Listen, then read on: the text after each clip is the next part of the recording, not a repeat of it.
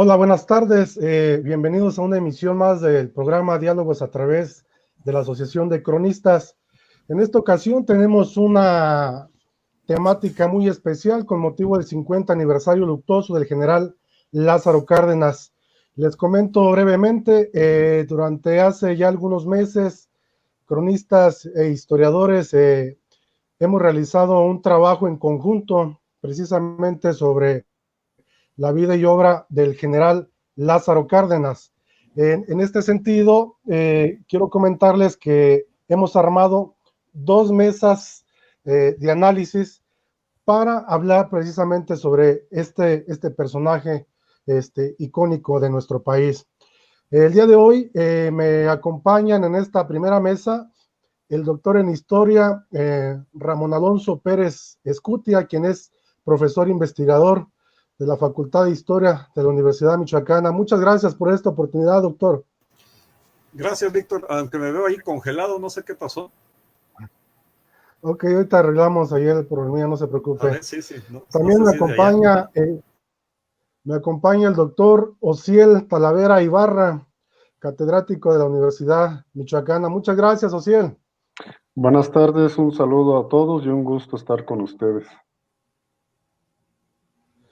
Desde luego también saludamos a nuestro buen amigo, al ingeniero, presidente del Consejo de la Crónica y la Historia de la Ciudad de Uruapan, Arturo Ávila Val. Muchas gracias, amigo, por acompañarnos. Con todo gusto, Víctor, estamos para servir. Y también le damos la bienvenida al doctor en Historia, José Fernando Ayala. Muchas gracias, Fernando. Gracias a ti, Víctor. Un gusto compartir este panel con todos los presentes. También se está uniendo a la transmisión el maestro Arturo Villaseñor Gómez, quien es presidente de la Asociación de Cronistas por Michoacán. Arturo, ¿cómo estás? ¿Tienes activado tu micrófono, Arturo?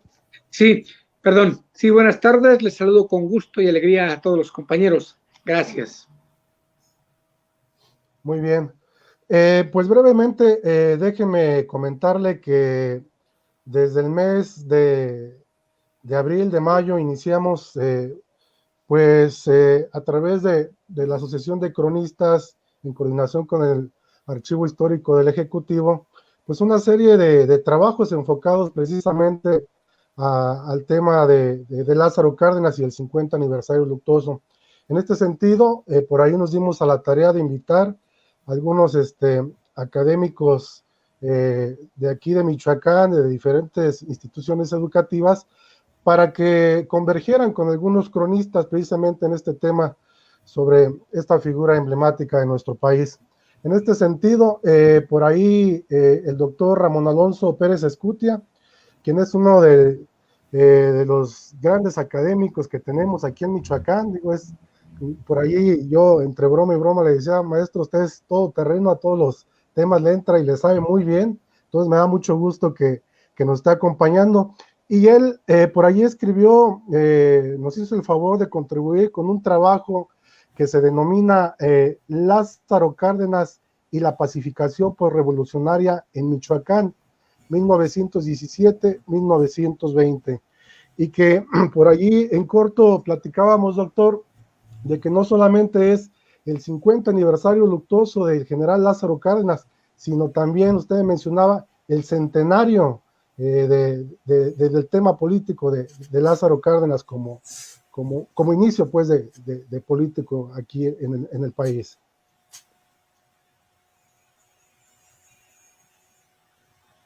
Doctor. ¿Es así, joven Víctor? Sí, ¿Sí adelante. Sí. Lo que sí es, me veo ahí congelado. Efectivamente, ni los Buen Día duraron tantos años en los 100 años de soledad que guardan en la política nacional, entonces por lo menos llegarán muy cómodamente a los 110 años así sin despeinarse, ¿no? Bueno, no sé si ya empiezo, Víctor, con el comentario del trabajo. Adelante, doctor, por favor. Bueno, el trabajo, atendiendo a la invitación que tuvieron generosamente a hacerme, pues forma parte de una investigación que ya había trabajado hace alrededor de 15 años, cuando elaboramos aquella obra monumental sobre la revolución en el oriente de Michoacán, la idea de hacer esta contextualización regional de lo que había pasado en los años de la revolución, tomando como marco la primera década del siglo XX. Y en ese contexto me encontré la documentación, yo lo desconocía, que aludía a la presencia del general Lázaro Cárdenas en la comarca de Morelia, en los municipios de, bueno, la capital del estado, en Charo, Indaparapeo, Sinapecuaro, en las labores de pacificación. ¿Por qué se llama la pacificación por revolucionaria? El general Cárdenas llega a Michoacán en junio de 1917, cuando ya se ha promulgado la Constitución General de 1917 y por lo tanto se ha restablecido el orden constitucional en el país. El trabajo, hice un recuento, sin conocer el plan general de la obra todavía, hice un recuento global de lo que fue la trayectoria del general Cárdenas, una síntesis abreviada de su origen familiar y las circunstancias que lo llevaron a participar en la Revolución Mexicana, la vinculación que va creando con diversos personajes, entre ellos el general Zúñiga, que en su momento va a ser muy importante para que se pueda catapultar dentro de las filas del ejército constitucionalista y que lo van a llevar a tener cercanía con lo que andando el tiempo también sería la élite revolucionaria, los generales Adolfo de la Huerta, Álvaro Obregón y sobre todo el general Plutarco Elías Calles. En la síntesis, bueno, se habla de la participación de Cárdenas en su incursión inicial en Michoacán, su traslado a Jalisco, su traslado a los estados de México y Morelos para combatir a los zapatistas y las circunstancias que lo llevan al norte del país para tomar parte en las campañas que lleva a cabo el Grupo Sonora, el incipiente Grupo Sonora, tanto en esa entidad como en Chihuahua y la Huasteca Potosina para combatir los residuos del villismo, sobre todo después de las grandes batallas de la comarca del Bajío, las batallas de abril de 1915, y la manera en que los revolucionarios fueron, valga el coloquialismo, limpiando de grupos residuales rebeldes lo que era la región norte del país. Bueno, y Cárdenas es comisionado para venir a Michoacán por instrucciones del general Plutarco Elías Calles, regresa a su natal Michoacán, breve paso que hace por la comarca de Nayarit, en donde ayuda también a combatir a los incipientes grupos agraristas que se han radicalizado, y llega a Michoacán en junio de 1917, cuando se está desarrollando la parte final del conflicto postelectoral, a raíz de la primera elección constitucional en la gubernatura que le gana por un margen muy apretado el ingeniero Pascual Ortiz Rubio al general Francisco J. Mújica.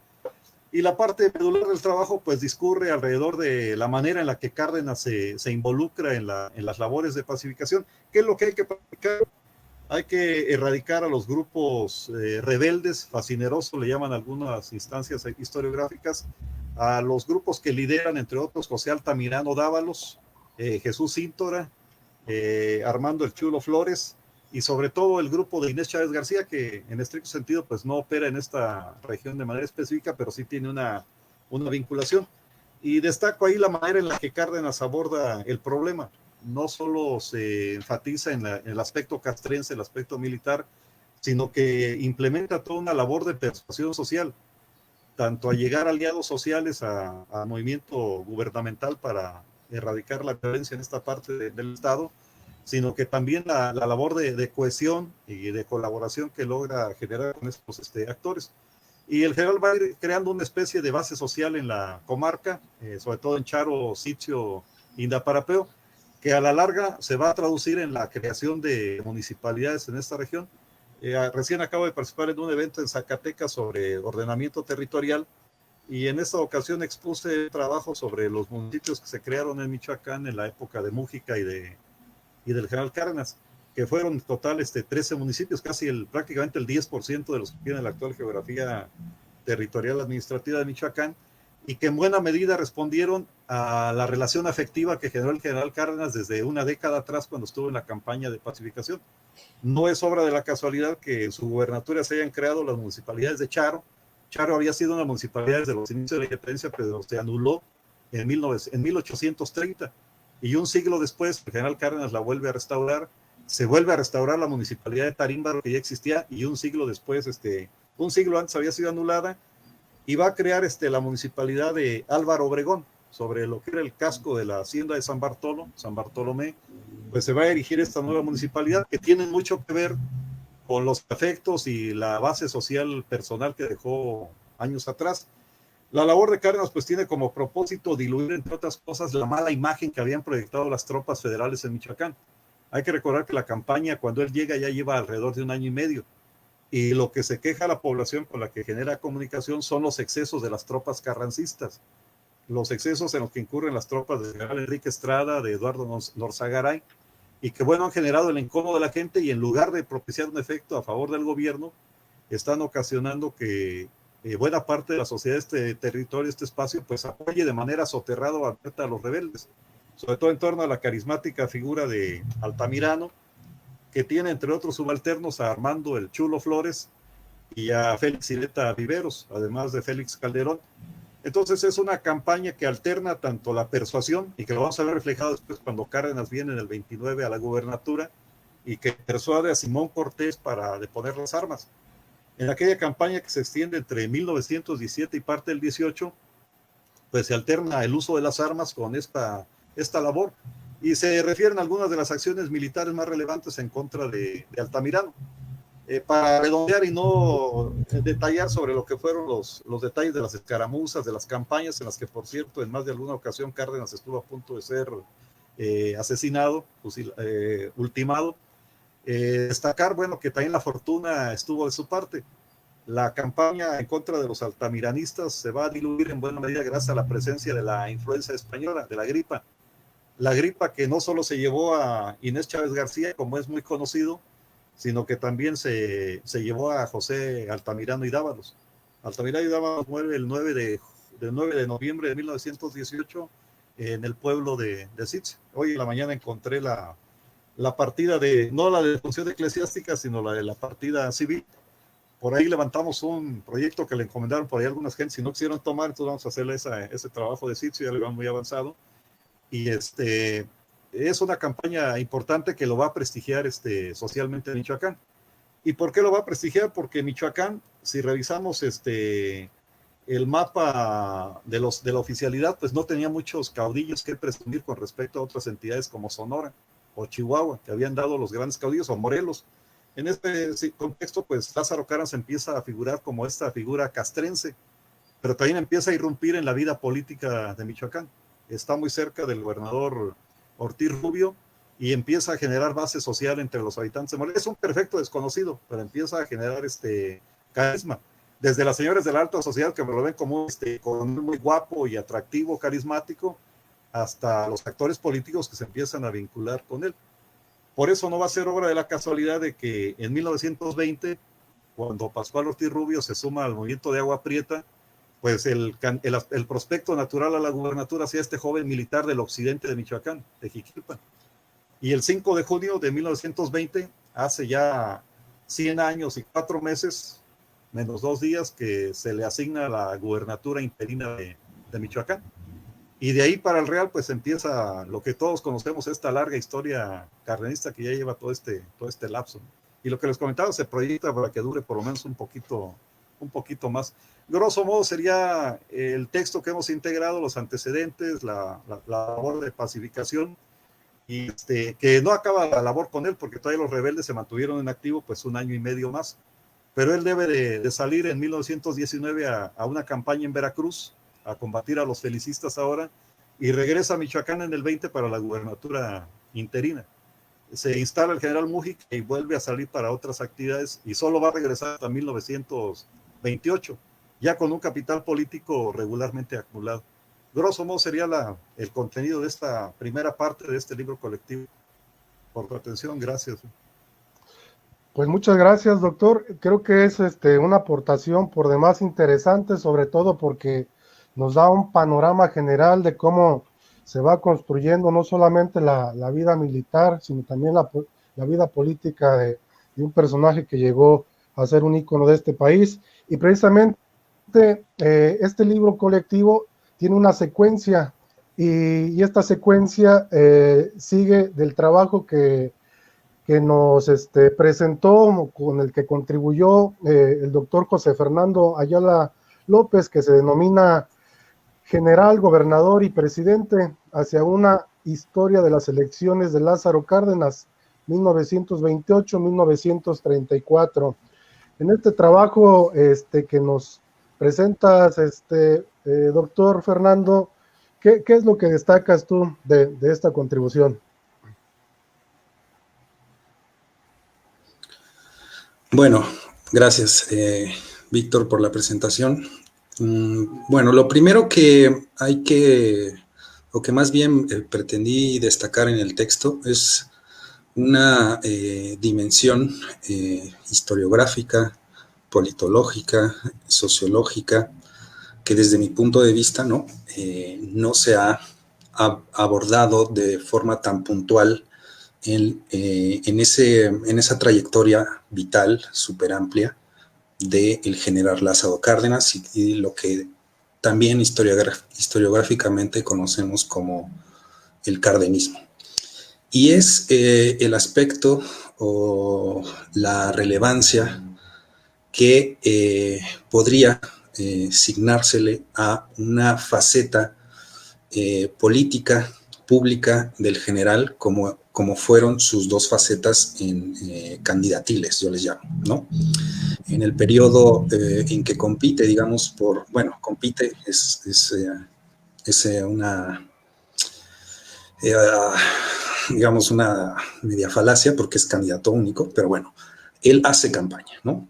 Tanto en 1928 como para luego su candidatura en la presidencia de la República, ¿no? ¿Qué nos encontramos o cómo surge este interés? Bueno, parte un poco de las investigaciones que en este tenor yo he realizado acerca del sistema electoral mexicano y de la historia de las instituciones electorales, de la observancia electoral y de las reformas electorales en esta dinámica, ¿no?, de los últimos 30 años, acerca de un correlato historiográfico, politológico y sociológico en relación al cambio político en México y a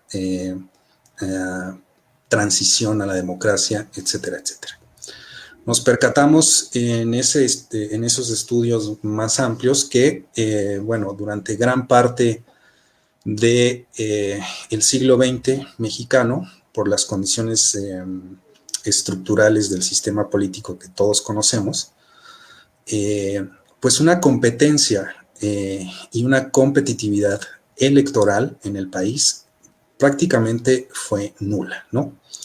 Y sin embargo, las campañas electorales han sido una fuente, o más bien fueron en su momento, un acontecimiento relevante, ¿no? Sin embargo, no han, o muy pocas veces han sido analizadas desde una perspectiva, digamos, sistemática, historiográfica. ¿Para qué? Para entender en qué medida esa dinámica de lo local y de lo federal en torno a una campaña electoral impacta o impactó o impactaba tanto a los candidatos como a las propuestas que hacían, como a lo que luego llevaban a cabo en torno a, una vez ya en su cargo de elección popular, ¿no? Entonces, lo que planteamos con el capítulo es más bien una propuesta de acercamiento hacia esa faceta, la faceta de candidato del general Lázaro Cárdenas. ¿Por qué? Porque pensamos, ¿no?, que en cierta medida algunas de las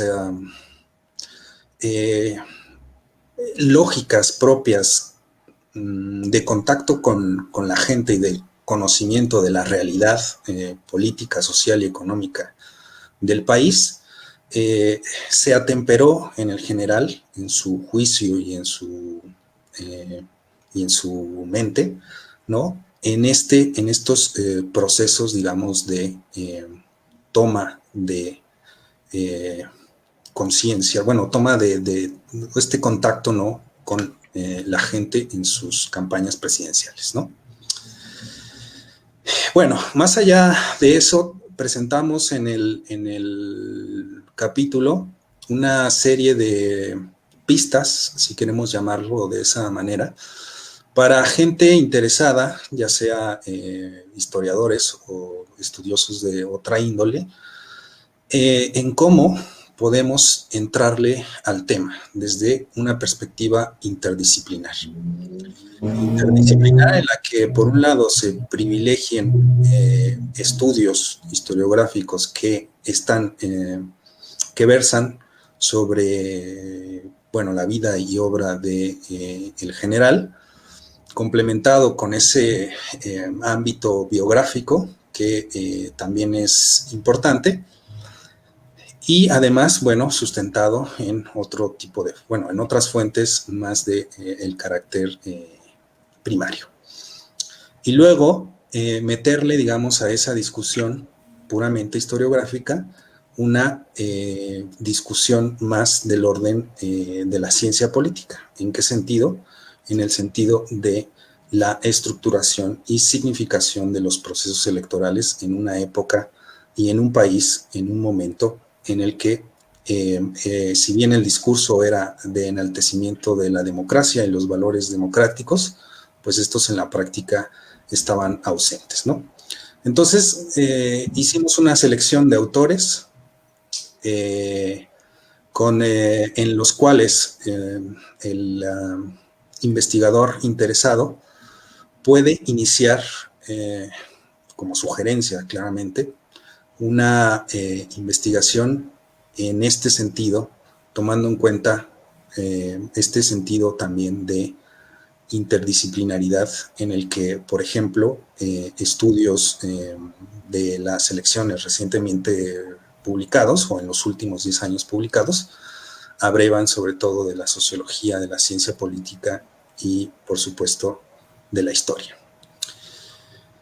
Todo esto, digamos, encaminado hacia ese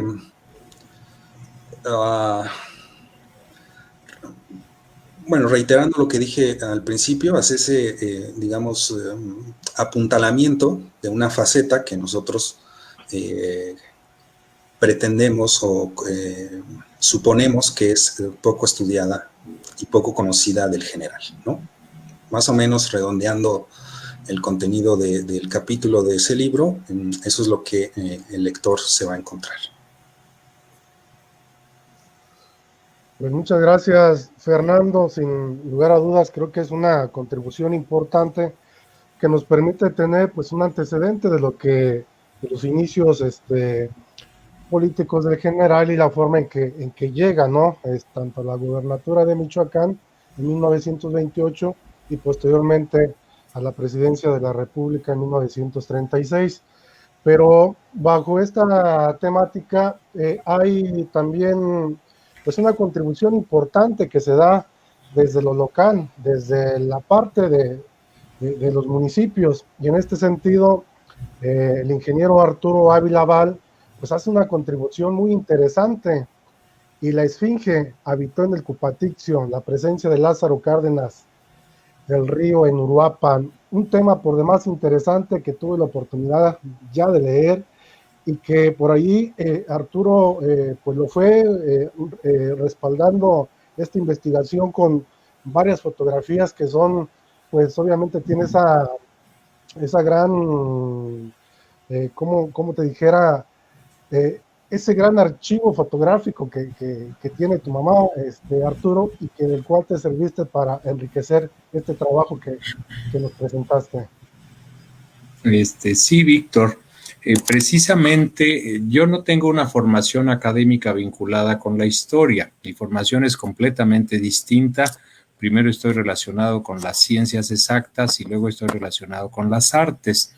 Pero a cambio de eso sí tuve una cuestión de un regalo, vamos a decirlo así, en el sentido de que a lo largo de toda mi vida escuché hablar sobre el general Cárdenas no como una figura mítica, no como un personaje, no como un arquetipo o un prototipo, sino como un amigo entrañable de la familia de la que yo mismo formo parte. El general fue un personaje cuya presencia en Uruapan está perfectamente demostrada, que se prolongó durante por al menos 5 décadas, y de esa estancia, de esa permanencia, de esa presencia durante esos 50 años fue que me interesó a mí el trabajar, el platicar, el hacer. A mí me interesaba platicar de ese Cárdenas que fue pasando de sus 20 años a los 30, a los 40, hasta llegar a los 70, y de cómo fue modificándose la relación que tenía con la ciudad, cómo fue cambiando el Uruapan con el que él se vinculaba, y cómo en enorme medida el cambio de esta población fue resultado precisamente de las acciones que Cárdenas emprendía. Así es que el recorrido que yo hago, o el planteamiento o el contenido de aquel trabajo que yo tuve oportunidad de elaborar para este documento, pues inicia en 1920, cuando ya tenemos la certeza de que el general viene a Uruapan. Hay algunas posibilidades de que hubiese venido antes, cuando en la época revolucionaria anda huyendo precisamente y se refugia en la hacienda de La Concha, que era administrada por su tío. Pero eso no son más que especulaciones. Sin embargo, ya en 1920 sí es perfectamente demostrable la presencia del general aquí, cuando apenas es un veinteañero, y precisamente tenemos constancia de ellos por las primeras fotografías de las que disponemos. Cárdenas con algunos amigos de Uruapan en la Sararaqua en noviembre de 1920. Pero el trabajo solamente parte de allí y luego se va desenvolviendo en lo que va siendo la trayectoria cardenista y cómo ésta se va entreverando con la trayectoria de la propia comunidad, como anteriormente señalaba yo. Así es que vamos a tener oportunidad de ver cómo el general de alguna manera empieza a tener su trayectoria política, y eso va influyendo en la existencia por aquí. Los años 20, por supuesto, son una época que constituye un compás de espera, porque en esos años el militar estaba colaborando en la reconstrucción del Estado mexicano y también, con la cautela que le caracterizó siempre, avanzaba en el desarrollo de su carrera política. Luego anduvo, por supuesto, en la campaña de pacificación del Yaqui, en el istmo de Tehuantepec, volvió a Michoacán, luego anduvo en las Huastecas, pero eso no le impidió el que mantuviera el contacto con la gente de Uruapan. Y eso es posible saberlo a través de lo mismo algunas cuentas que tenía él abiertas en algunas de las tiendas de la época, las cartas que escribía o algunas otras fotografías. Y además, de nuevo, estas fotografías nos dejan saber cosas sobre Cárdenas. Así lo vemos nosotros en 1924, cuando asiste a los funerales de Francisco Farías Díaz Barriga, don Pancho Farías, uno de los grandes hombres del Uruapan del comienzo del siglo XX, y quien se había marchado de esta población para refugiarse allí en la capital de Jalisco, cuando había venido el conflicto revolucionario. Este hombre era propietario de un establecimiento muy importante económicamente hablando, que refaccionaba a Cárdenas cuando se hallaba corto de fondos. Así es que cuando muere don Pancho, el general va y se apersona allí y está formando parte del cortejo fúnebre, de alguna manera agradeciendo el apoyo que le había sido brindado por aquel hombre que tenía la solvencia económica de la que él carecía en ese momento. Y también vamos a ver a Cárdenas como un personaje que sabe moverse en las arenas de la política y la sociedad, cuando viene en 1925 acompañando al presidente Plutarco Elías Calles, así como a Álvaro Obregón, a Abelardo Rodríguez y a varios gobernadores, quienes se dan cita en esta población para asistir al matrimonio más importante del año en Uruapan, que era el de Mariano Hurtado, un hacendado de la región, con Carolina Bori Moreno. Era un enlace sumamente importante, a tal grado que tuvo la oportunidad de contar con el primer mandatario, con otros que ya lo habían sido, con otros que habrían de serlo, incluyendo precisamente a Cárdenas. El texto sigue avanzando en esa trayectoria de Cárdenas y su relación con Uruapan, y ahí vemos cómo precisamente ya en 1928 se forma en la ciudad un partido político pro Lázaro Cárdenas, cuya primera intención, por supuesto, es empujar la candidatura del general al solio de Ocampo, pero también la de Álvaro Obregón a la presidencia de la República. Es interesante revisar cómo se van a la cargada los parientes de Cárdenas, por supuesto, ahí está su tío José María del Río, está también Valente Garibay, que era su cuñado. Vamos a tener, sí, porque estaba casado precisamente con Chita del Río, que era su prima, pero a la que Cárdenas decía que quería como a una hermana precisamente, y otros de los personajes de la época. Así es que vamos viendo cómo la población uruapense se va acomodando de alguna forma, porque están viendo que el personaje va tomando unos derroteros que sin duda alguna van a terminar siendo provechosos para los que se pongan listos en aquel momento. Es muy llamativo ver cómo se van a esa cargada precisamente lo mismo agricultores que albañiles, que médicos, que obreros, zapateros, electricistas, distintas personas que se van a adherir. Y cómo cuando envían las notificaciones tanto a Obregón como a Cárdenas de lo que han hecho, estos uruapenses van a recibir respuesta. Es llamativo por ahí algún telegrama que Álvaro Obregón manda, en donde deja de agradecer por el respaldo a su propia candidatura y en cambio se vuelca en elogios hacia la candidatura de Cárdenas que están apoyando. Le llama precisamente como un general ameritado y también señala que el triunfo de Cárdenas le traerá grandes beneficios a la entidad michoacana.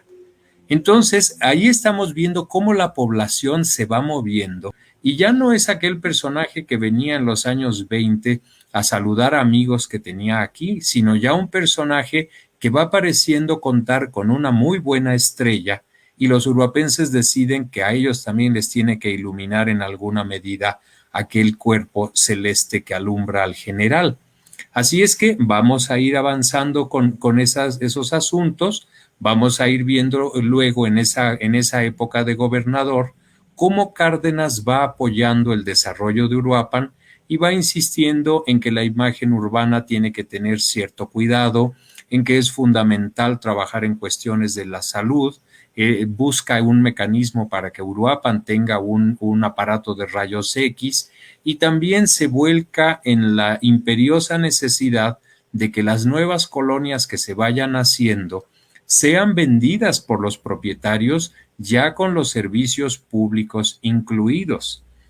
Cárdenas se da cuenta de que la gente que tiene un solar lo fracciona y lo vende, pero lo hace sin introducir el servicio de agua potable y el del drenaje. Y dice esto no puede ser posible. Exige a las autoridades uruapenses el que se apliquen al respecto y exijan a los potenciales fraccionadores el que haya esa infraestructura antes de que pueda procederse a las ventas. Así es que vamos a ver su presencia también, cómo va contribuyendo a esto. Lo vemos en otras fotografías ya en los años 30, cuando acude acompañado de un gran contingente de uruapenses a la toma de posesión de Pascual Ortiz Rubio. Vamos a ver también cómo en los años 30 compra su primera propiedad aquí en Uruapan, en lo que sería la Posada Bugambilia, y cómo esa casa que adquiere la va a usar posteriormente para que sea una casa hogar para niños huérfanos y luego va a servir también para ser utilizada en algunas actividades de índole diplomático, como va a ocurrir después cuando vaya trayendo algunos personajes a esta región de Uruapan. Luego vamos a encontrarnos cómo viene precisamente el tema de la sucesión presidencial y cómo allí pues los uruapenses comienzan de alguna manera a capitalizar aquellos años de relación con el general, cómo van a ir viendo el apoyo que va brindando, por ejemplo, en la construcción de la vía férrea que va a unir precisamente a Uruapan con la costa, que es un proyecto que el general pone en primerísimo lugar dentro de los apuntes que toma cuando es candidato para la presidencia de la República. Vamos a encontrarnos cómo viene, cómo trabaja con la comunidad de indígenas de Uruapan, cómo les ayuda para que conserven la guatapera, que entonces estaba arrendada a particulares, cómo busca que el sitio se conserve para que se lleven a cabo talleres de elaboración de lacas, para que haya también oficinas de atención social y cómo eso contribuye en alguna medida a que ese inmueble exista todavía en esta época. Vamos a ver cómo se dedica a estrechar aquellos lazos de amistad que tiene con sus viejos amigos uruapenses, cómo los procura para las ceremonias en Palacio Nacional durante la presidencia, cómo además de ello se protege el entorno boscoso, cómo declara una veda para los montes circundantes de Uruapan, cómo va a hacer la magnífica contribución de la conversión de la antigua Quinta Ruiz en el Parque Nacional Barranca del Cupatizio, cómo busca que se pueda dar la oportunidad de que las mujeres voten y sean votadas a resulta de un incidente con Refugio García, con Cuca García, la taretense que se postula como candidata independiente a diputada por el distrito de Uruapan y gana, a pesar de lo cual no puede tomar posesión de su cargo porque eso no está constitucionalmente considerado. Como cuando aquella mujer dice que va a hacer una huelga de hambre en la puerta de la casa del presidente, pide una enmienda a la Constitución, es planteada en ese año, pero que no es votada finalmente por los legisladores que escurren el bulto, lo cual demora la posibilidad de votar y ser votadas para las mujeres hasta 1953. Así que el recorrido del texto va a ir en esa dirección, va por supuesto luego a hablar ya no del Cárdenas presidente, sino del Cárdenas que va a venir a conocer, por ejemplo, el Paricutín cuando éste se manifiesta, cuando se va a dedicar a ayudar a las personas que se ven damnificadas por la aparición del fenómeno vulcanológico, y claro está, la llegada de la Comisión del Tepalcatepec en 1947, que va a hacer que Uruapan se convierta en un importante lugar de residencia para el general, pues prácticamente hasta 1970, el año de su muerte. Así es que en ese periodo, en esa etapa que es casi un cuarto de siglo de la comisión, vamos a ver cómo Cárdenas lo mismo se reúne para escuchar a la doctora Eulalia Guzmán en una conferencia que da por aquí en Uruapan, que se dedica también a ayudar a la construcción del templo de Guadalupe, la iglesia de Guadalupe que se estaba construyendo en los años 50, y vemos cómo precisamente Cárdenas, a pesar de su condición de no creyente, ayuda, aporta en más de algún aspecto al desarrollo de aquel inmueble. Así es que vamos a ir viendo eso, vamos a ir viendo luego cómo se vuelve una presencia de repente en las sesiones de Cabildo para que vayan haciendo ciertas decisiones, luego cómo va de alguna manera a ayudar en la construcción y en el mantenimiento de la infraestructura de la comunidad y por supuesto la enorme participación que va a tener en la reconstrucción del centro de Uruapan después del incendio del Parián en marzo de 1951. Un incendio que no hay que olvidar, durante mucho tiempo ha sido señalado sotto voce por la comunidad como causado por el propio Cárdenas. Eso no nos consta, no lo podemos decir así, pero hay muchas versiones que sostienen que el general propició aquel incendio y la transformación de todo el centro de la ciudad para hacer de Uruapan el correcto centro geográfico de la comisión del Tepalcatepec y después del Balsas. El tema va a seguir avanzando precisamente a las plantas hidroeléctricas que van a ser inauguradas por aquella época y por supuesto también a la presencia de Cárdenas en la década de los años 60. De este modo, y hasta llegar a su conclusión, el texto continúa dándonos un testimonio de un Cárdenas humano, no un Cárdenas mítico, no el Cárdenas satanizado tampoco por otros, sino un personaje de carne y hueso que se involucra con personajes de carne y hueso en el día a día de la vida uruapense.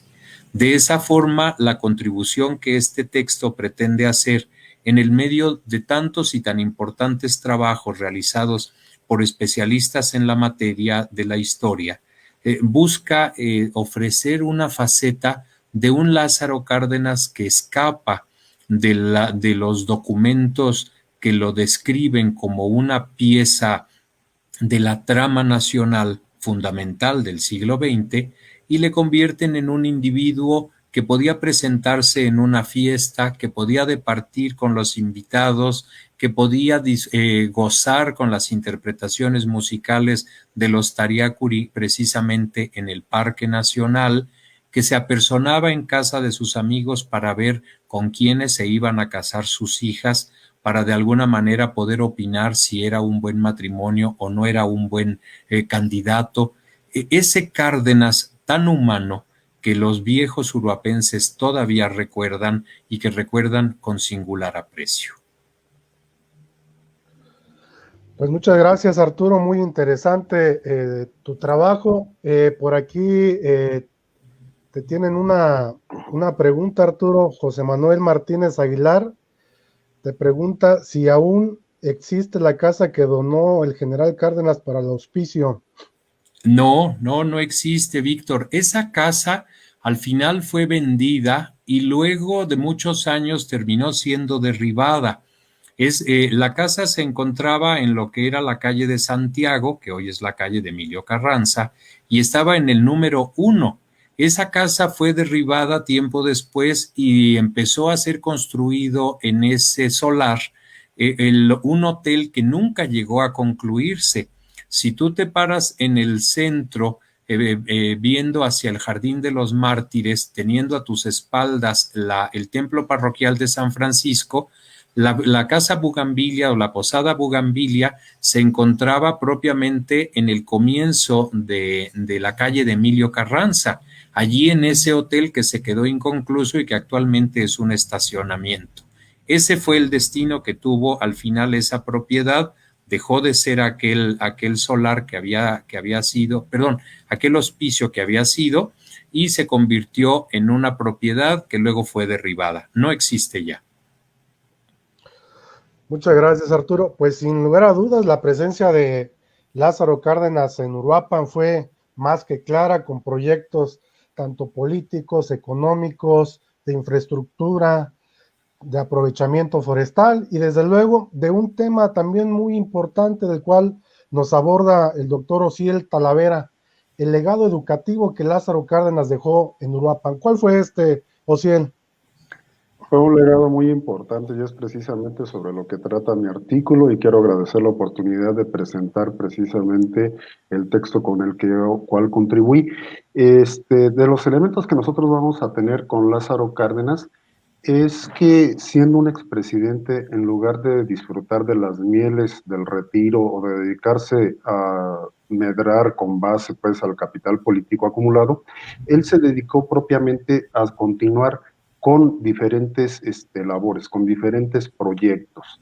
Nosotros, bueno, ya vimos con el caso del maestro Alonso, su paso inicial por Michoacán, pero posteriormente su presencia una vez que terminó ya de ser presidente de México, posteriormente después de ser secretario de guerra, y cómo a través de los proyectos del Tepalcatepec y de la Comisión del Río Balsas, él intenta impulsar precisamente el estado de Michoacán y en particular Tierra Caliente, ¿no? Hay que tener, yo pienso que siempre tuvo una relación muy estrecha con Tierra Caliente, en particular con Apatzingán, y buscó en la medida de lo posible precisamente su desarrollo. Y en términos de este desarrollo hay que entender que él tuvo un proyecto lo más completo, siguiendo el modelo de desarrollo de cuenca de Estados Unidos del Valle del Tennessee.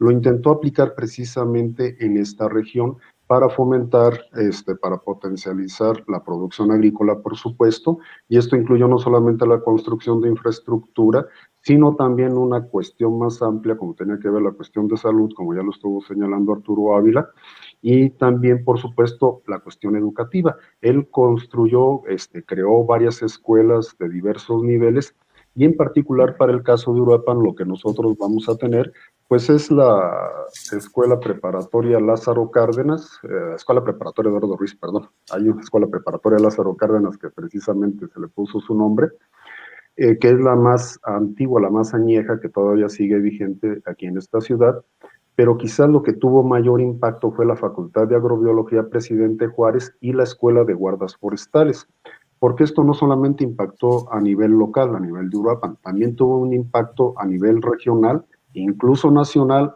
yéndonos más allá, gente de fuera de otros países han venido a estudiar a estas escuelas que ya tienen varias décadas de funcionar. Y la idea, por supuesto, era formar a peritos que dieran asesoría a los productores agrícolas y que potencializaran precisamente el desarrollo agrícola forestal en todos estos lugares. Y bueno, uno de los elementos que va a ser importante de Lázaro Cárdenas y que ya se mencionó es esa relación estrecha que tuvo con las personas. Y en términos de esta relación estrecha, lo que va a hacer Cárdenas de manera particular es intentar integrar en esos proyectos a los padres de familia, también a los propios estudiantes, por supuesto, a los profesionistas de la localidad para que impartieran clase, incluido normalistas.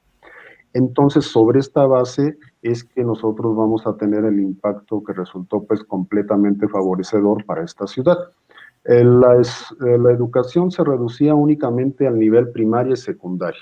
Los muchachos que quisieran proseguir sus estudios tenían que salir a Morelia o alguna otra ciudad grande para poder continuar el nivel preparatorio y, por supuesto, posteriormente ingresar a la licenciatura. Y esto impactaba en las clases menesterosas, pues en los menos favorecidos, de que no contaban simple y sencillamente con los recursos. Bueno, en el caso de Morelia se tenían las casas del estudiante, y también la problemática era bastante fuerte, sobre todo para las mujeres jóvenes, de que la falta de recursos, aparte se sumaba el hecho de que siendo mujeres, se les dificultaba que los padres permitieran salir fuera de Uruapan y que pudieran continuar sus estudios. El punto inicial que vamos a tener para la Facultad de Agrobiología y para la preparatoria Eduardo Ruiz va a ser cuando se forma una vocacional que posteriormente daría cabida a muchachos que entrarían a estudiar posteriormente el nivel licenciatura como agrónomos. Y esto es lo que nosotros vamos a tener a partir del año 1956. Y bueno, aquí van a estar involucrados, como ya se señaló, Lázaro Cárdenas, el presidente municipal, los estudiantes, los padres de familia, para ver este punto de inicio. Este proyecto tuvo algunos problemas de manera inicial por el reconocimiento de estudios. El general Lázaro Cárdenas, su primera intención fue que el Politécnico le diera los reconocimientos debidos, pues, o adecuados. De hecho, de ahí deriva el nombre de vocacional. Pero desafortunadamente no se logró llegar a cabo y la Universidad Michoacana fue la que dio reconocimiento a lo que es actualmente la Facultad de Agrobiología. Una vez que se forma esta Facultad de Agrobiología, la vocacional pasa a formar lo que es la Escuela Preparatoria Eduardo Ruiz, que ya mencioné que es la más antigua que tenemos en esta localidad y que sigue todavía vigente. Tiene algunos problemas en general, al igual que el nivel bachillerato de la universidad, de poca captación de estudiantes, pero el antecedente histórico, desde mi punto de vista, es fundamental para establecer su importancia precisamente en esta ciudad. Un proyecto local, sí, que emana de la propia comunidad, con el apoyo del general Lázaro Cárdenas, y con todo respeto, pues, para los otros subsistemas, no es un proyecto del Ejecutivo, sino es un proyecto que nace precisamente a partir de las necesidades sociales, con el apoyo del general Lázaro Cárdenas. Y bueno, el otro elemento fundamental, la otra institución importante, pues es lo que se conoce en Uruapan como Escuela de Guardas Forestales, que se intentó formar desde hace varios años atrás. Desafortunadamente no tuvieron éxito esos primeros intentos, pero aquí la intención era clara, ¿no?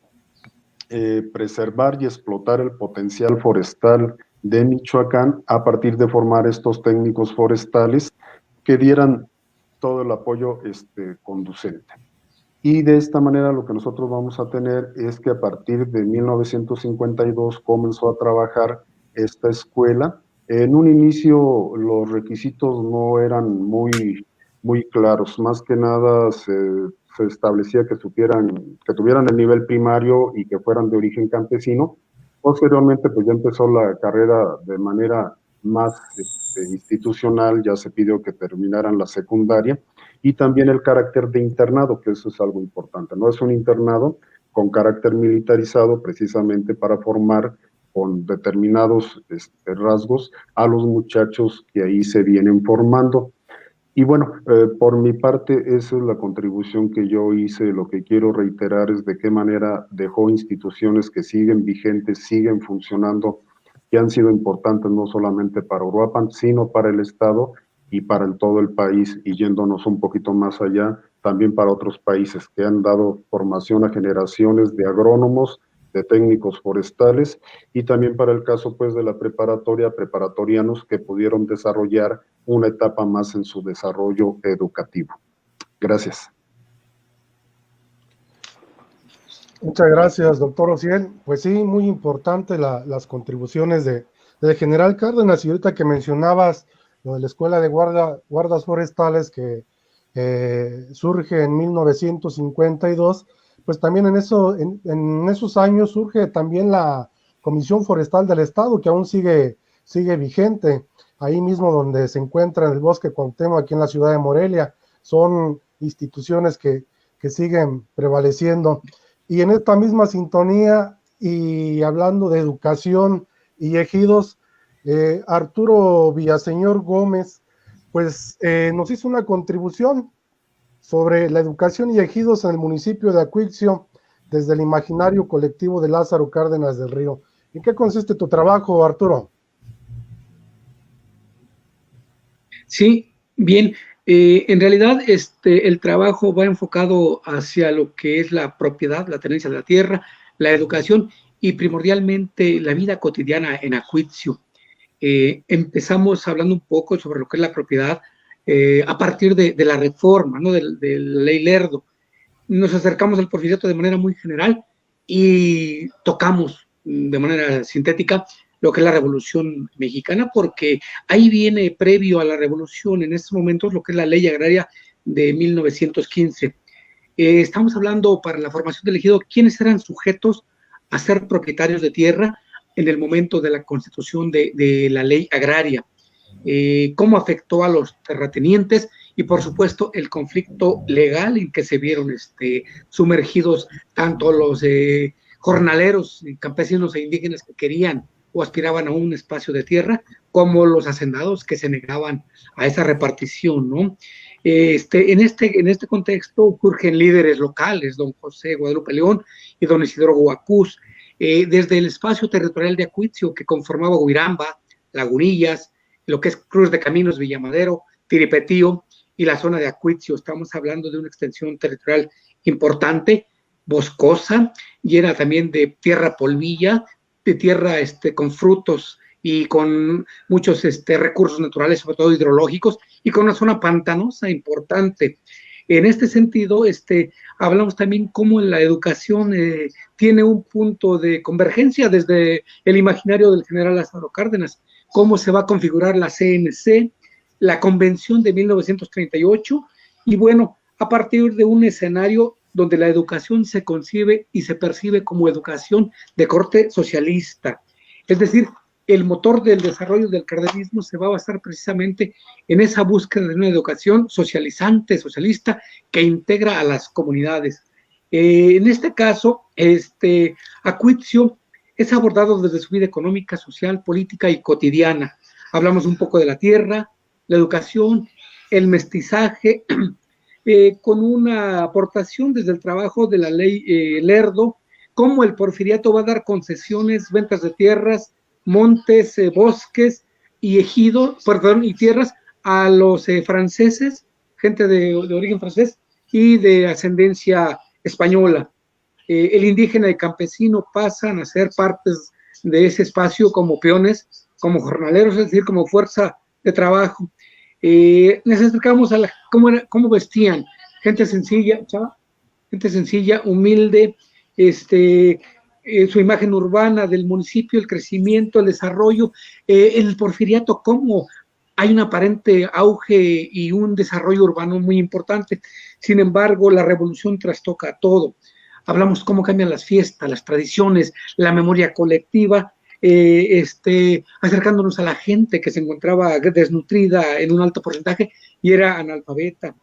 La revolución paraliza las actividades económicas, la influencia y la presencia de Inés Chávez, que ya mencionaba el doctor Ramón Alonso Pérez Escutia, como algo importante, se va a reducir geográficamente el territorio, es decir, nace el municipio de Madero en 1914 y a Cuitio se les agrega una gran espacio territorial. Posteriormente inicia, y aquí es el punto importante, la promulgación de la Ley Agraria de enero de 1915, que textualmente decía, y voy a leerlo: los pueblos que necesitando terrenos carezcan de ejidos o que no pudieran lograr su restitución por falta de títulos, por imposibilidad de identificarlos o porque no puedan lograr su restitución por falta de documentos, atención, podrán obtener dote de terreno conforme a las necesidades de la población, expropiándose por cuenta del gobierno nacional del terreno indispensable. Pero para este efecto se debe tener en cuenta que debe encontrarse en los límites y colindancias inmediatas en torno a los pueblos interesados. Esta ley se promulga el 6 de enero de 1915 y busca que los órganos legales, es decir, constitucionalmente, empiecen a encargarse de hacerla efectiva. Surge la Comisión Nacional Agraria, dependiente directamente del Ejecutivo Estatal en cada pueblo. En el caso de Michoacán, Alfredo Elizondo, como gobernador, va a instaurar una comisión local agraria que empieza a recibir solicitudes en toda nuestra entidad. En este sentido, los pobladores de Acuitzio y las tierras cercanas fueron a la hacienda de San Andrés Cuapa, la del Mesón, la de Tripetío, la de Huiramba, la de Lagunillas, Ziparapio, el Cinzún y por supuesto los ejidos de lo que es la zona pantanosa e inundada de Acuitzio, en los planes San José, San Juan y Santo Tomás, en la zona que estaba siendo trabajada por los españoles y franceses, como comentaba. De esta forma, el señor Guadalupe León, representando a un grupo de campesinos, se presenta y maneja los escritos, a veces era la huella digital de las personas, ante la ley de la Comisión Local Agraria, hace una petición por la restitución de tierras por el despojo hecho a Acuitzio y presenta los documentos, algo muy importante, del año de 1602, del Archivo General de la Nación, rescatados, donde el conde de Monterrey hace que las tierras pertenezcan a un grupo de 16 familias de españolas. De esta manera se enfrascan en un pleito legal en donde en 1921 se acercan estos documentos. El Archivo General de Notarías y el Diario Oficial nos aproximan de manera fabulosa al conflicto, como la compañía Audifred Hermanos con el señor Alfredo Reynaud es propietario de las haciendas de Coapa, de los planes de Acuitzio, de las zonas del río, de lo pantanoso, y alegan que Acuitzio no era campesino, sino que Acuitzio era eminentemente comercial y que tenía 8 mesones que venían de la tierra caliente y daban vida a un comercio importante que por tanto no entraba en esa ley agraria.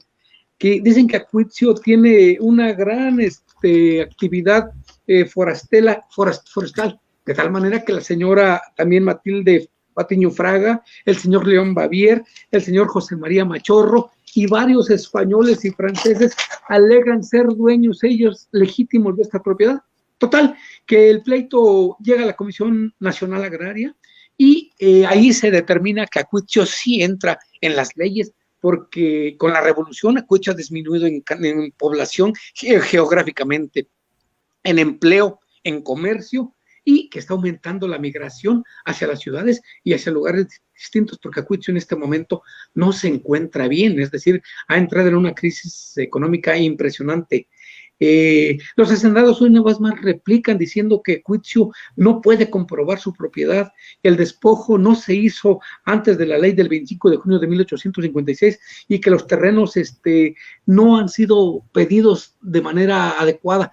Cabe señalar que las autoridades locales, presidente municipal y algunos cercanos al gobierno, coludidos con los hacendados, estaban empantanando y deteniendo este proceso de dotación de ejido. Sin embargo, el gobernador para 1924 afirma que sí hay sujetos aptos en Acuitzeo, que son mayores de 18 años y que no tienen propiedad, que son una de las condiciones que marcaba la ley agraria. Entonces, la resolución viene hasta 1932, en donde un grupo de ingenieros encomendados por el general Lázaro Cárdenas va a dar cumplimiento, y aquí la parte central de este embrollo es que con el general Lázaro Cárdenas como gobernador y luego como presidente de la República en un periodo de 1928 a 1940, va a hacer efectivas estas leyes y a dejar que los campesinos se acerquen con sus peticiones y documentos con los delegados que él puso expresamente para que se acercaran totalmente a trabajar esta parte. De esta manera, las haciendas de Fontezuelas, Huiramba, Tiripetío, Coapa, San Andrés, Ziparapio, El Cinzún y Acuitzeo empiezan a tener paulatinamente desde el 30, 32, 36, 38, 40 su carpeta básica, es decir, la dotación de tierra. Y aquí algo importante, es propiedad 5 hectáreas individuales y una propiedad colectiva para que la trabajen en comunidad, y algo importante, se le da a cada escuela rural y del pueblo una parcela para que la escuela la trabaje enseñando a los niños a trabajar el campo y hacerlo de forma colectiva. De esta manera se liga la educación al ejido, porque para Lázaro Cárdenas los gobiernos revolucionarios buscan que la educación sea la base y el motor socializante del desarrollo económico, con una visión y un imaginario de tal forma que el ejido y la educación fuesen un motor de despegue para la transformación de nuestros pueblos, ciudades y municipios. Cabe señalar que para el año, para 1921 en adelante, haciendo un análisis en Acuitzeo, el 42% de los niños de entre 6 y 10 años iba a la escuela y casi un 60% eran analfabetas. Hay un gran descenso de población. Lázaro Cárdenas busca desarticular pues las haciendas, liberando a los peones y llevando la educación directamente hacia el hijo del peón anterior, que ahora se convierte en ejidatario. Se crea la CNC, se busca democratizar el acceso a la educación, se crean las normales rurales y se trabaja la educación socialista, haciendo una explotación adecuada y racional de los recursos naturales, dentro de ellos los bosques. Hay organizaciones agrarias, hay cooperativas, hay un trabajo con sindicatos de trabajadores, y la educación sigue siendo el eje de la vinculación. La palestra y la palabra revolución y socialismo causan terror, ya no en los hacendados que se fueron del pueblo, pero sí en las élites gobernantes, en los pocos ricos pudientes comerciantes que se quedaron, y pánico en la población, porque los curas desde el púlpito muchas veces hablaban de que sus hijos no debían ir a las escuelas rurales, a las escuelas públicas federales, y pues siguen estando la amiga, la maestra que enseñaba en la casa, la que enseñaba el catecismo del padre Ripalda, sumar, contar, restar y principios de religión, el colegio Juana de Arco y las señoritas católicas. Y hay un descenso importante y una disminución en la matrícula de la escuela pública que existe, la escuela Vicente Rivapalacio. No obstante, las comunidades rurales, a partir del 35, 45, en ese lapso van a surgir exactamente 8 escuelas rurales.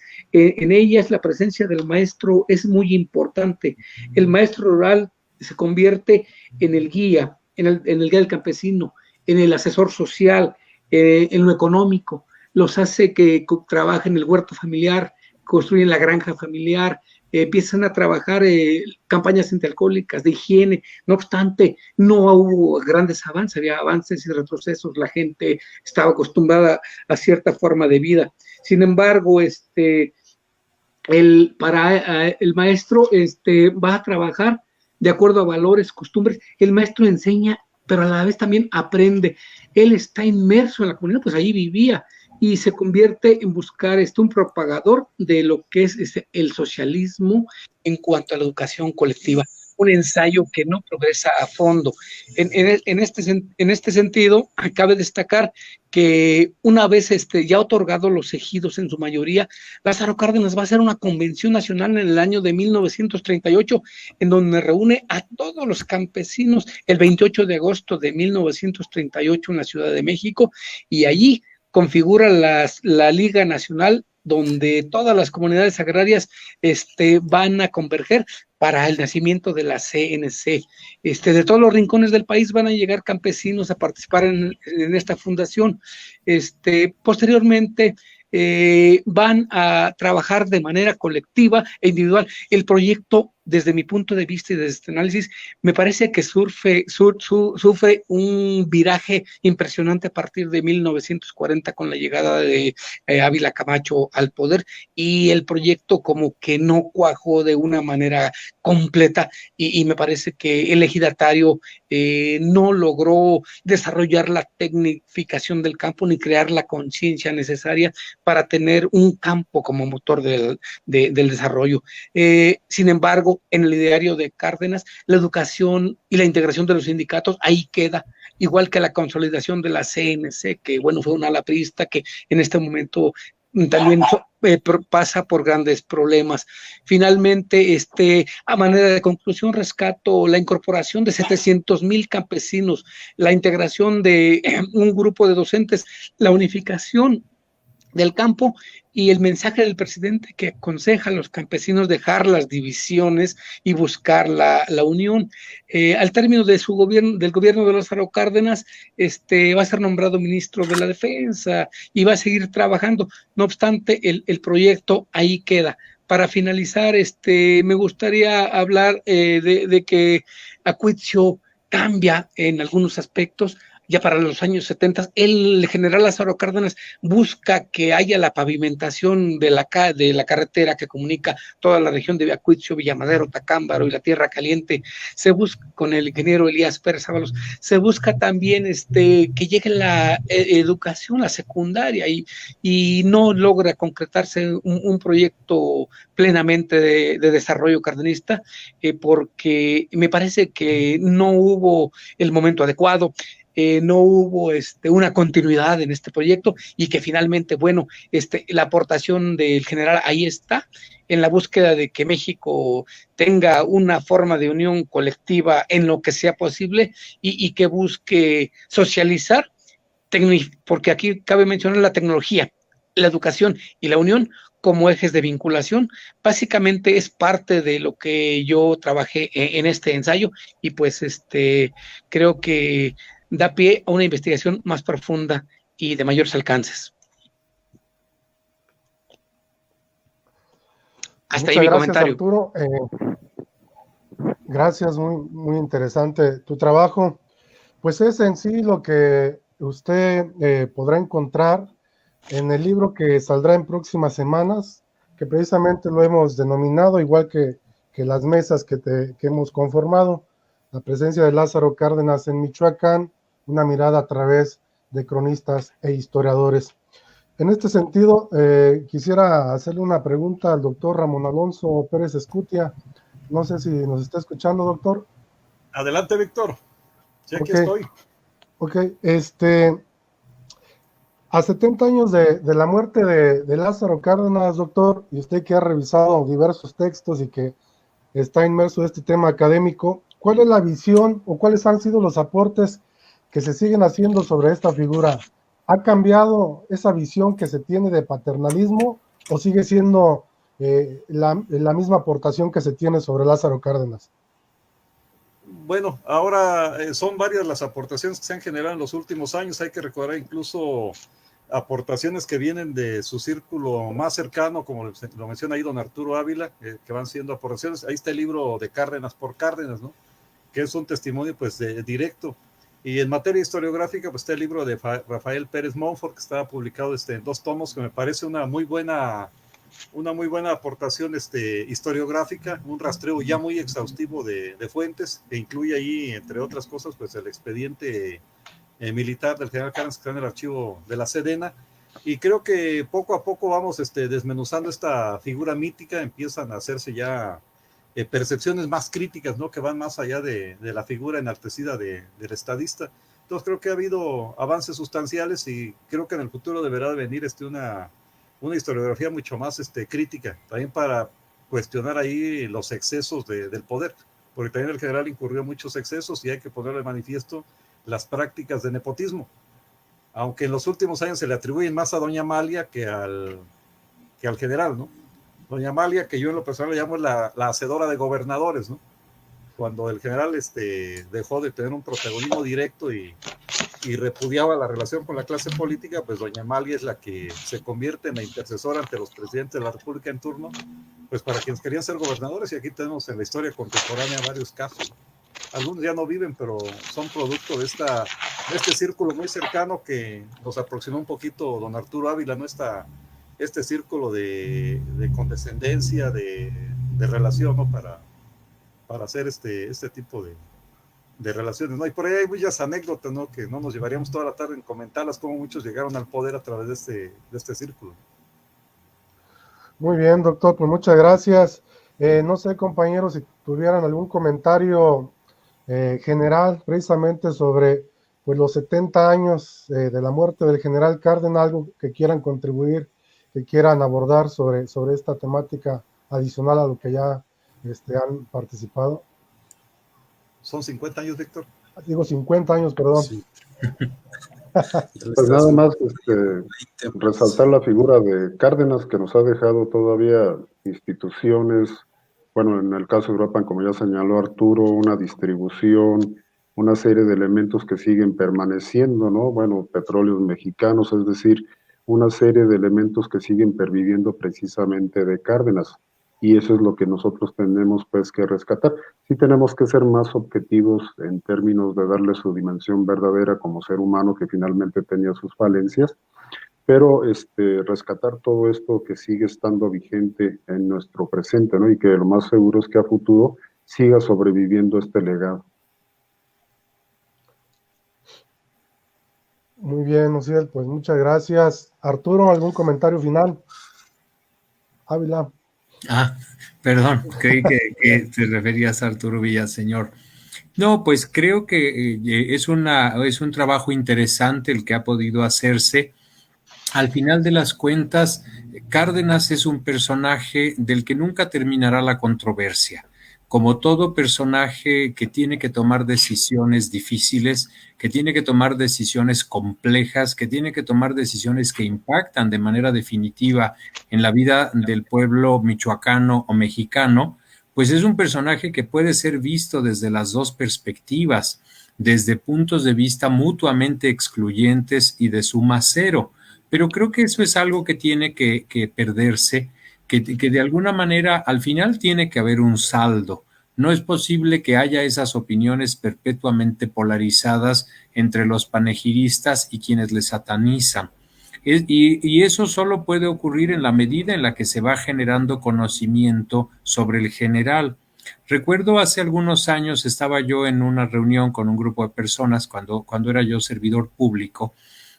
Y en ese momento algo comenté sobre el trabajo del general para la introducción del servicio de energía eléctrica a algunas comunidades indígenas próximas a Uruapan. Y en ese momento uno de mis interlocutores, por supuesto integrante de una formación política cuyo nombre no es necesario que yo diga, con toda la sorna del mundo volteó y me dijo, y sí, seguro tú ahí andabas, ¿verdad? Y entonces yo me reí y le dije, no, fíjese que no es el caso porque el general murió algunos años antes de que yo naciera.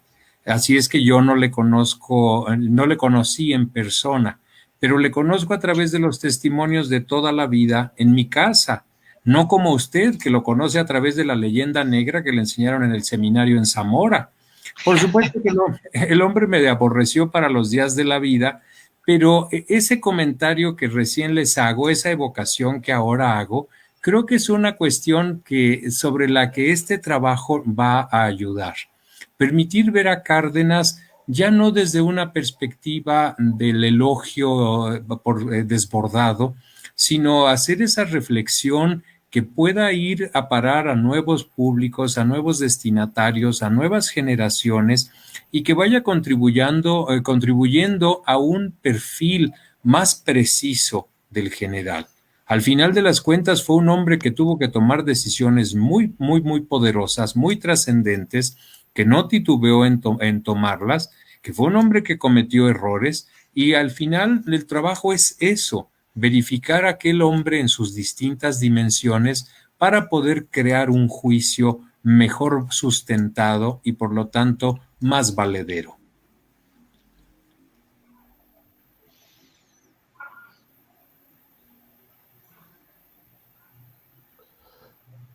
Muy bien, Arturo, pues muchas gracias. Fernando Ayala. Gracias, Víctor. Bueno, concuerdo plenamente con lo que han dicho mis compañeros en el uso anterior de la palabra. Creo que la obra, sobre todo por su vinculación con los municipios, más allá de que haya dentro de la obra en general otros capítulos que estén más enfocados a su faceta nacional, creo que rescatará, ¿no? O atemperará o matizará en la medida de lo posible una suerte de visión extrema sobre lo que Lázaro Cárdenas y el cardenismo es hoy día o fue, ¿no?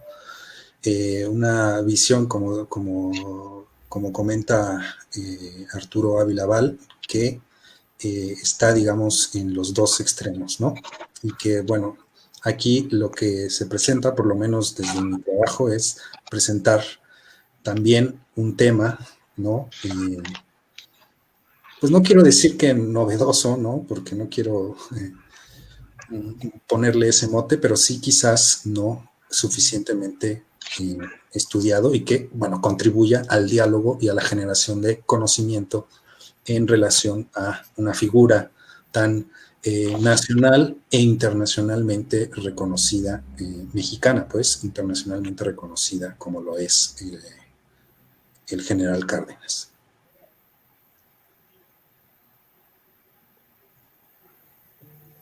Gracias, Fernando. Desde luego es una figura controvertida, como pues lo mencionan.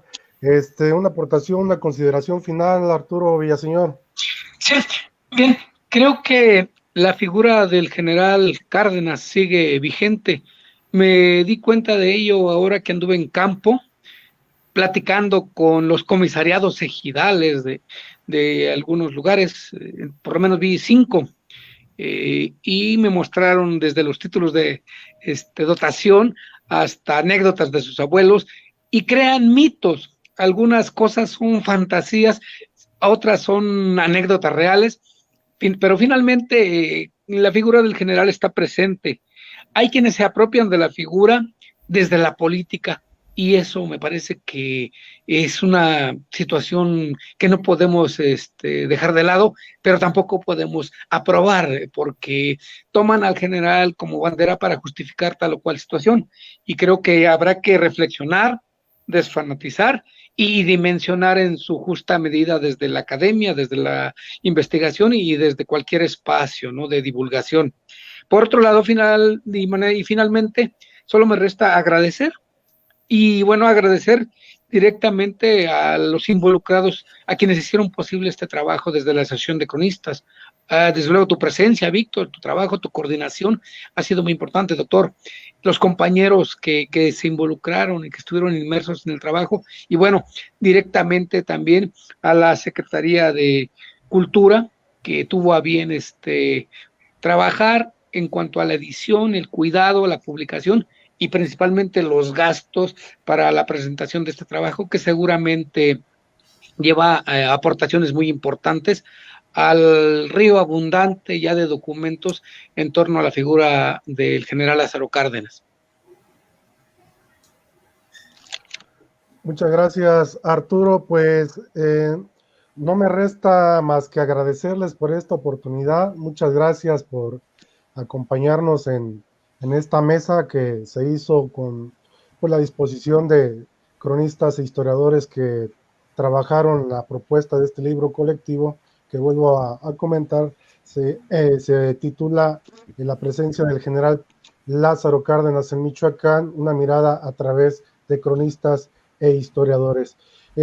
Nos esperamos la próxima semana, el día miércoles 14 de octubre, con una mesa, con la segunda mesa, donde participará el doctor Álvaro Ochoa Serrano, Alejandro Mercado Villalobos, Nidia Balcázar Gómez, Fernando Mendoza Molina y el secretario de Cultura, Claudio Méndez Fernández. Pues agradecerles a todos por esta oportunidad, muchas gracias y nos vemos hasta la próxima. Muchas gracias y buenas tardes. Buenas tardes. Hasta luego, Víctor.